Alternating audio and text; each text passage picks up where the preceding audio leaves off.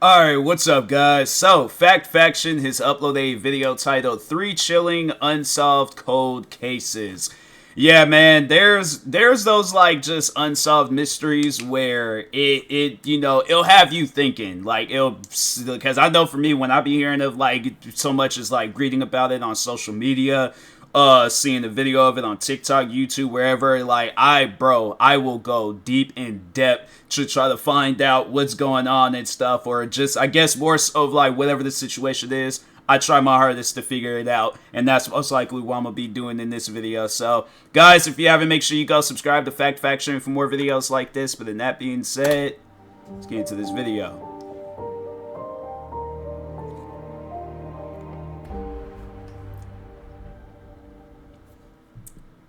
Maybe we watch too much true crime TV, but we sure are used to the bad guy getting caught in the end. That show was so dark. However, I think I've said that before, but I was like the Dahmer show. That's a show I guess like if anybody that's watching hasn't seen it yet, it's a show where I don't usually find when things are too dark or just too creepy to watch. The Jeffrey Dahmer show, like I will say that it was a successfully made show, but at the same time it was an extremely dark show, and it's one of those shows where I'm like, I just need to watch it one time and that's it.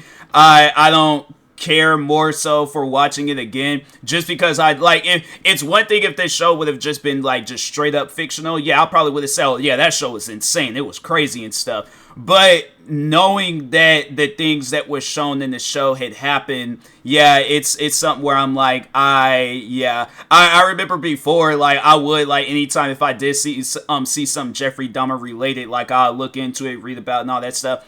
I seen everything I need to see after that, and I was like, nah, don't care to, I guess, know anymore and stuff. I'm not trying to see some information that I didn't know. I'm like, yeah, it's one of those things where I'm like, it happens in the past. I don't care for learning more about it. But anyways. Unfortunately, crime in real life doesn't get wrapped up neatly after an hour. Sometimes it takes decades before the true culprit is revealed. That's true. And sometimes, even more chillingly, they never get caught at all. Hide under your blankets and lock your doors, viewers, because today we're looking at 3 chilling cold cases that still need answers. That one of them's gonna be the Zodiac killer. Victoria Vicky Hall screams in the night. Saturday, September 18th, 1999, was a mild night in Felixstowe, UK, a port town in Suffolk, not far from Ipswich. 17-year-old Victoria Hall, known as Vicky to her loved ones, and her friend Gemma Alger took advantage of the pleasant weather and went out dancing at the Bandbox nightclub. As their evening ended, the pair left the Bandbox and stopped by Bodrum Grill House for a bite to eat before making the 2.5-mile trek one of them toward went their missing. respective homes in the village of Trimley St. Mary. Around 2:20 in the morning of September 19th, 1999, Gemma and Vicky said their goodbyes at the intersection of High Road and Faulkner's Way, mere yards from Vicky's home. Not long after leaving her friend, Gemma heard screams in the night, and while they spooked her, she assumed it was just some people messing around. However, when Vicky's parents, Graham and Lorinda Hall, woke in the morning and realized Vicky had never made it home, the screams Gemma overheard took on a far more ominous tone. A search was launched for the young woman, but authorities did not have to wait for long. 5 days after her disappearance, an unsuspecting dog walker in Creeding St. Peter, a small town 25 miles north of Trimley St. Mary, stumbled upon a nude female body in a watery ditch. Vicky had been found, though sadly, not alive. Her garments and possessions were missing, but Vicky had not been sexually assaulted. The cause of death was ruled as strangulation, and at first, it seemed like good progress was being made in her case. By the next year, in December 2000, then 27-year-old Adrienne Bradshaw was arrested for her murder. The case against Bradshaw was remarkably thin and mostly relied on soil samples that couldn't conclusively tie him to the crime. In 2001, a jury unanimously cleared him of guilt. With Bradshaw ruled out, the case stood cold for years, despite fervent dedication from the Suffolk police investigators. Then, suddenly, in September 2019, Vicky's case was reopened and christened Operation Avon. New information had been brought to the attention of the police, though what exactly this is remains unknown as of now. By July 2021, there was a new suspect, notorious British serial killer Steve Wright, also known as the Ipswich Ripper, or the Suffolk Strangler, was arrested at HMP Long Lartin. He is currently serving a life sentence for 5 other murders that he committed in and around Ipswich in 2006. He has since been released from questioning pending further inquiries, though he remains imprisoned. Oh, okay. The status of Vicky's case remains murky. It is plausible that Wright is her killer since her murder matches his MO, and he was present in the area at the time of her death. However, until the authorities are willing to share more information, we, the public, remain in the dark. If you have any knowledge about the murder of Vicky Hall, you can contact Suffolk Police at the number on the screen and mention Operation Avon. Alternatively, you can contact Crime Stoppers anonymously at 0800 555 111. Vicky is greatly missed by her friends and family, and as they patiently await justice, they remember her as the bright young woman that she was.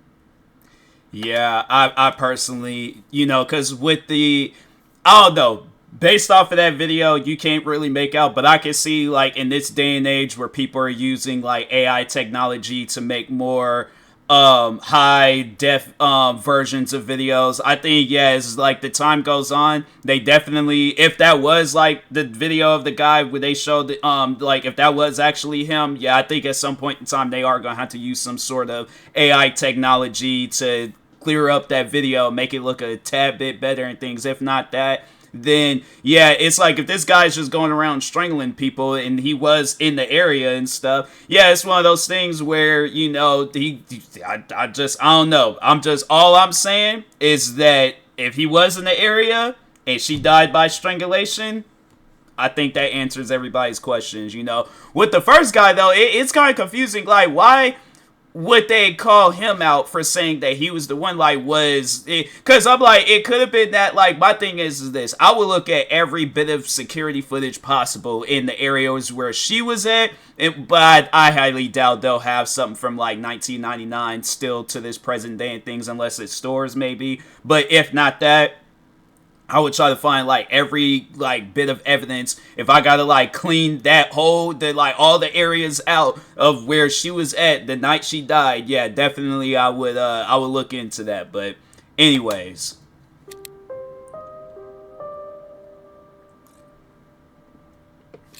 it was time for work to start at the Carter Douglas engineering firm in Aurora, Colorado, just outside Denver, on May 24, 2004.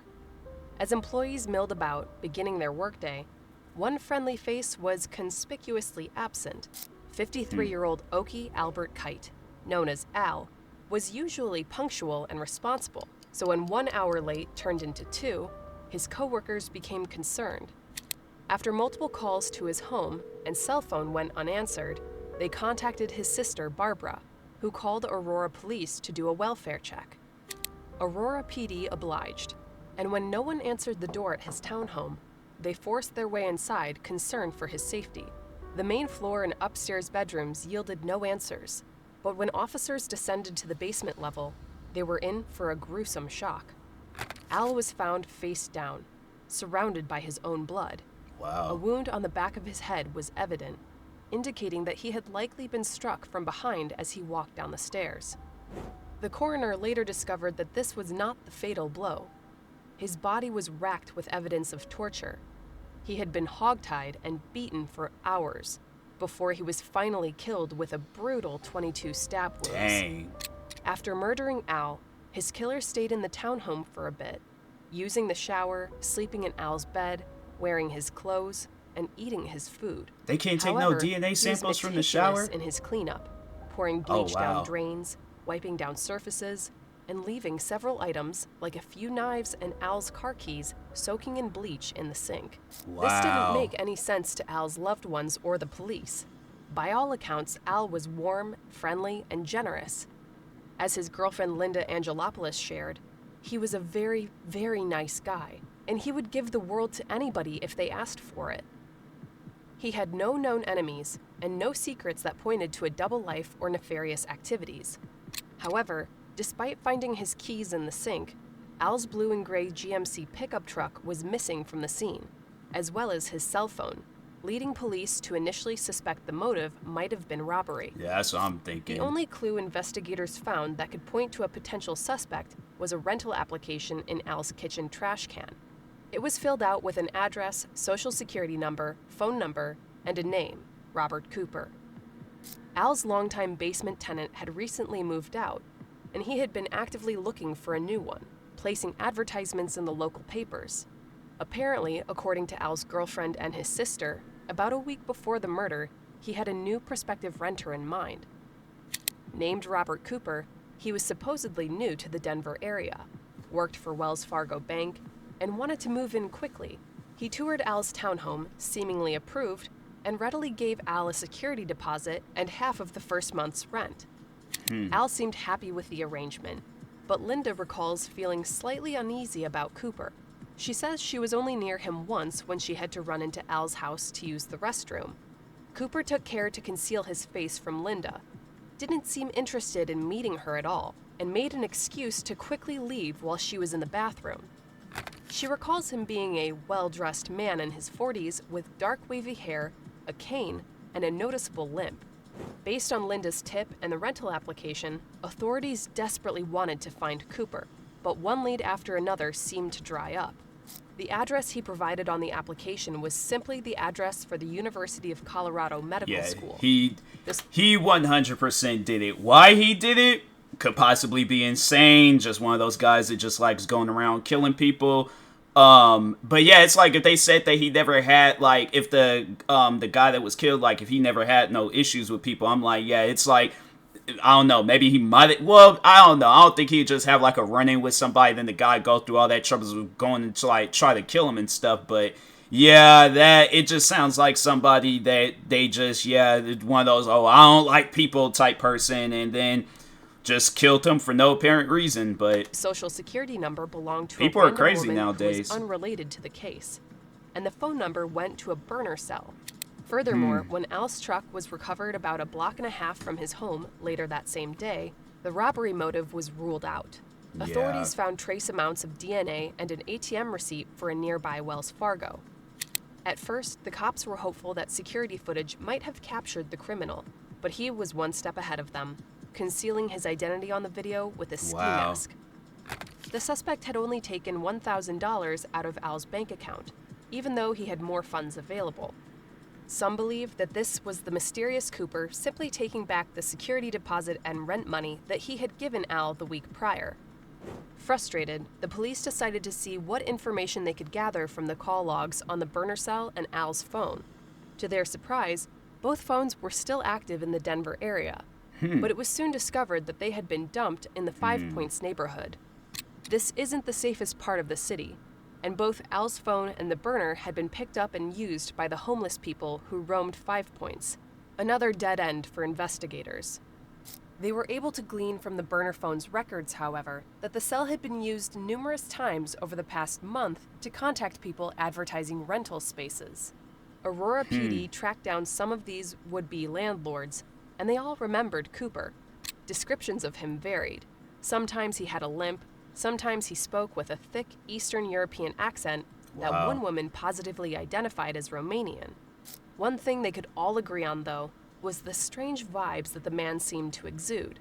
They noted feeling uncomfortable and creeped out with a sense of relief whenever he left their presence.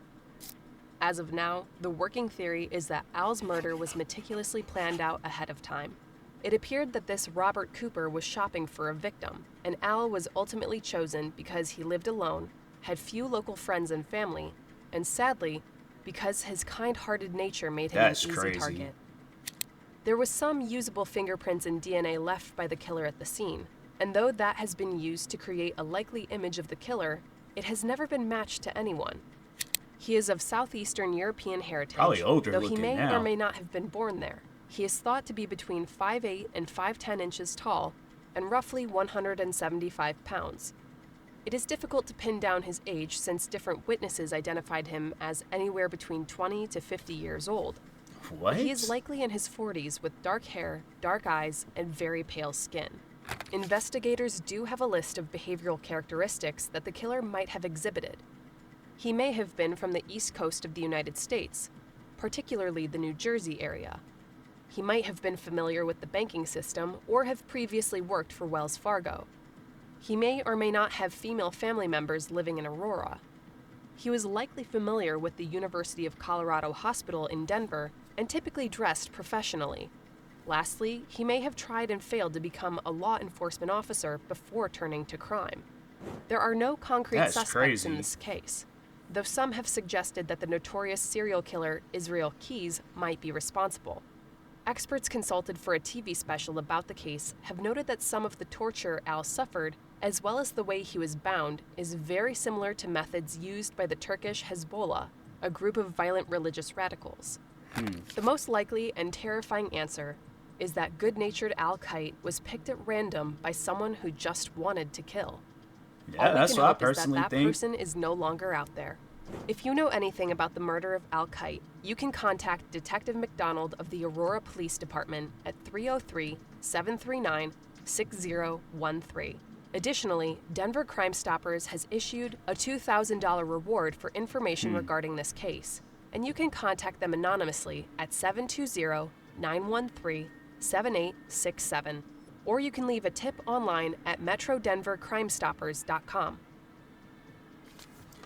That's crazy though, how like you can just there's just no possible like camera footage. I mean, what they did say was like back in 2002, but I think security cameras was a thing back then. But no, even today, it's like you hear some situations and cases that even like I can name off some myself where it's like there's no security footage that can show that actual crime happening. And so that's why I'm like, look, people, if you live alone, try to get people, well, I guess, and get more so like friends or family, people that you can trust. But any old random person, I don't trust that. Like, that was something that I was thinking of myself, where it's like if there was ever a case or a situation where I had to live with somebody at random, it wouldn't surprise me if they would be like, oh, sorry, I really don't know too much about you and stuff. I'm like, hey, you know what? Back then, I probably would have thought that's weird. But now, you know, you hear cases and situations like this. It's like, you know what? I understand. Don't even trip about it. You know, I wish you the best in life. But yeah, it's like, it's one of those things, live with people, or I guess have where, you know, you just have somebody checking in on you at some points in times. But what else? Yeah, it's just be careful of your surroundings, you know, don't trust a whole lot of people out there, cause yeah, some people, they could just be, you know, weird and stuff. They want to, you know, take your kindness for a weakness, but yeah, get some sort of, you know, weapons training or fighting training, something to where, you know, you could defend yourself in situations like this and things. But anyways. Dear viewers, the next case involves crimes against a child and may not be suitable for all audiences. Since this is our last case today, if you feel this might be difficult for you in any way, please go ahead and close the video.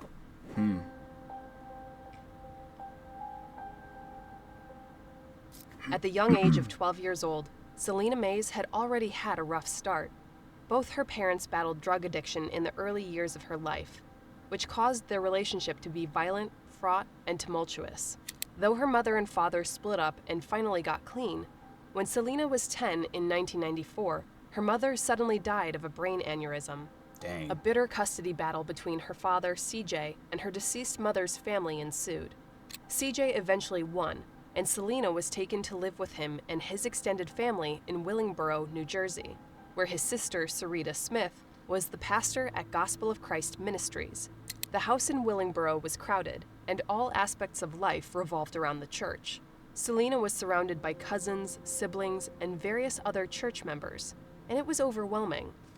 She had gone from living quietly with her mother to being thrust into a deeply communal way of life that involved homeschooling, constant religious service, and various other activities like selling pretzels or shilling Mary Kay cosmetics to create more income for the church. Gospel of Christ Ministries has faced some heat from the public and was accused of being a cult by former members. Sarita was said to be very controlling and demanding. It was likely a difficult time for the preteen, and in 1996, those difficulties compounded. Selena discovered that she was pregnant. Though she refused to name the father of her child, she did note to her gynecologist that she had a 16-year-old boyfriend who did not attend her family's church.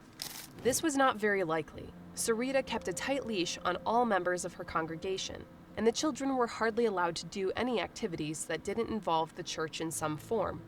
Neighbors of the home in Willingboro noted that none of the children were even allowed to play outside. Wow. Upset with his daughter's unwillingness to be forthright with the father's identity, CJ threatened Selena with a test to determine paternity once the baby arrived. Nevertheless, Selena was reportedly happy about becoming a mother. She dutifully took her prenatal vitamins and frequently checked in with her doctor to ensure the baby's health. On the morning of December 16, 1996, when Selena was 9 months pregnant and due any day, her family woke to find only pillows jammed under the covers of Selena's bed. She was missing. Sorry to pause at this moment, but it sounds like, because, what, you see and hear stories like that where it's like a kid gonna sneak out and things. Yeah, it's like, of course, you wait till everybody go to sleep, then sneak out and stuff. And it's all like, okay, what I personally think, snuck out, came across that, whoever the boy was, and then, because I was thinking, okay, it has to be somebody inside of that church and things. But if not that, it sounds like, she might have been sneaking out, because that just seems like that's a classic sneak out move where you stuff your bed with pillows and stuff, but anyways. And had left behind her purse and prenatal vitamins. She has never been seen again. The baby's due date of December 29th, 1996 passed with no sign of her, and everyone was very concerned since Selena's young age meant her pelvis was still quite narrow. Birth would have been very difficult and potentially rather complicated for her. Her father speculated that his daughter ran away to avoid the paternity test he threatened her with. Other theories are decidedly more ominous. Some believe that Selena went into labor at home and died, with her family members quietly disposing of the bodies after the fact. Others think it was a botched termination that led to her demise. No one knows for sure who the father of her child was, but suspects include her father, a cousin, and the mystery 16-year-old. Since Selena was a minor at the time, whoever it was would be guilty of a serious sexual offense. Oh, yeah. Perhaps she was murdered to cover up the initial crime that had resulted in her pregnancy. CJ has largely been ruled out since he submitted medical evidence of a vasectomy. The cousin, who is Sarita's son, Sean, has been interviewed numerous times by the police and vehemently maintains his innocence. However, in 1998, he was arrested and charged with aggravated sexual assault against 2 teens who attended his mother's church and lived at the home in Willingboro. In 2019, CJ passed away. To complicate matters, the maternal and paternal sides of Selena's family each believe the other party is responsible. The Mays accused Selena's maternal family of spiriting her away to Florida, while her mother's family believes that the Mays had something nefarious to do with her disappearance. Selena was a beautiful, bright child who suffered far more than she should have. She deserved to have a chance to figure out who she wanted to be and what kind of impact she would leave on this world. The adults in her life failed to keep her safe, and her fate may never be known. When she vanished, Selena was 5 feet tall, 120 pounds, and she would now be 39 years old. She is described as a biracial woman of black and white heritage, though she is sometimes mischaracterized as being Hispanic or Latin. She also has black hair, brown eyes, and eyebrows that sometimes grow into a unibrow. Her child, if they survived, would be 27 years old. Their gender is unknown, though as the years pass, it becomes less and less likely that Selena and her baby are alive. The case is still classified as a missing person. That's crazy. If you know anything about the disappearance of Selena Mays, please contact the Willingboro Police Department at the number on the screen. You can also reach out to the National Center of Missing and Exploited Children at 1-800-THE-LOST. We want to hear your... What I personally think of that last story is that... Because alright, and I know people will probably just be thinking like, you thinking a little bit too far in advance with this, but here's what I personally think. It was definitely somebody, in the area that I had, and I would definitely, go around. Well, I'm pretty sure. Well, I think you possibly could find out, because, probably people that moved in and out that area and stuff, but, yeah, I personally think it was somebody that she had to have known, or the sneaking out theory. But here's what I personally think. The night that she disappeared, definitely would have did a search, all around that area, checking the woods, checking the the house area itself, checking other people's houses, whatever the situation is. But yeah, but I think another thing is that, you know, when people, it's even like, all right, think of it like this, because, you know, for an example, when I could get up right now, I can go downstairs, right? I feel that everybody in this world, whether it's some like hair or DNA, whatever, they leave some sort of breadcrumbs. You know, like I don't think there's ever a time where a person is that clean about, because if not that, then it definitely somebody was inside the house and they did something to her and things.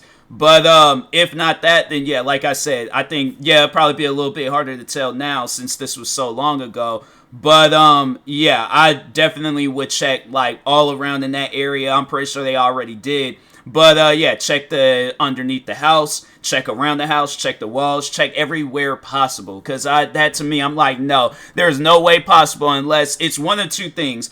That girl, yeah, breadcrumbs is being left somewhere, or somebody in that household knows what happened to her. But there's no way possible. It's like somebody can leave and just and at her age too, like there is no way possible that as somebody at her age is gonna be that good at not leaving no breadcrumbs and stuff. Nah, somebody definitely knows something, whether it's the girl or her family, the people that was in that house. So but yeah, Theories man, in the comments.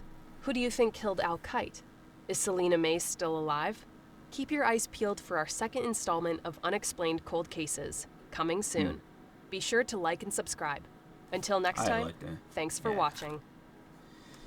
That would be crazy though, where it's like you see one of those like missing people in one of these videos and things, and then it's like you see them in real life, because yeah, that's something where it's like you gotta ask, it's like how, you know, like that would be my question. It's like, how did you manage to get away, you know, from like just everything possible and stuff? Because yeah, somebody has to know something, and it don't really help when it's like these videos don't get the viewership. I mean, I'm pretty sure it's being, you know, watched all over, but it's like, yeah, I feel like videos like this, they just deserve more viewership. I wonder if Fact Faction, if they got like other social, I think yeah, they do have a Twitter account, but yeah, it's stuff like this where I'm like, bro, I'll post it like a quick version of it on TikTok, Instagram, literally everywhere, so you know people can see more of this, because I'm pretty sure somebody might know something. So but yeah, guys, if you haven't, make sure you go subscribe to Fact Faction for more videos like this. I would do the like and subscribe stuff. You can if you want to, but yeah, just support Fact Faction. In the meantime, I will talk to y'all later. Thank you guys for watching, and peace.